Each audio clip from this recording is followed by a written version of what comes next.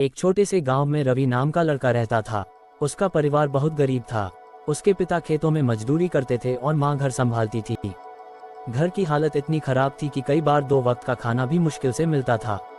रवि पढ़ाई में अच्छा था, लेकिन गरीबी उसकी सबसे बड़ी दुश्मन थी। हर दिन वह स्कूल जाने के लिए 5 किलोमीटर पैदल चलता था।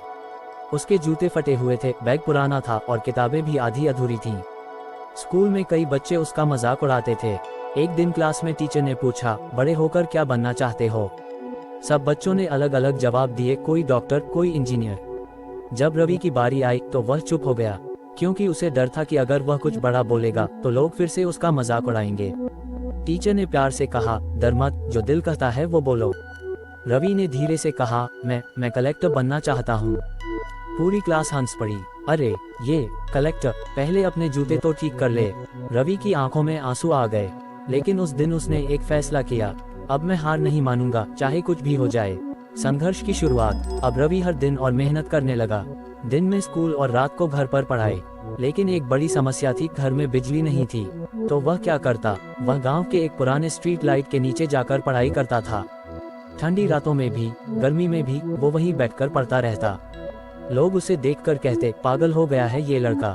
लेकिन रवि को अब किसी की बात से फर्क नहीं पड़ता था। घर की हालत और खराब थी। अब रवि के सामने 2 रास्ते थे, पढ़ाई छोड़कर काम करे या मुश्किलों के बावजूद आगे बढ़े। उसने दूसरा रास्ता चुना। वह दिन में काम भी करता और रात में पढ़ाई भी। कई बार वह इतना थक जाता कि किताब खोलते ही सो जाता। लेकिन सुबह उठकर फिर से वही जुनून लेकर पढ़ाई शुरू कर देता।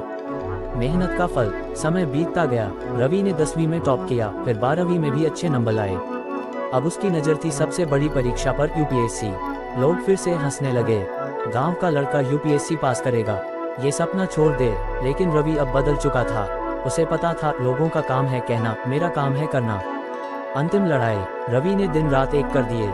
कई बार फेल हुआ, पहली बार, दूसरी बार, लेकिन उसने हार नहीं मानी।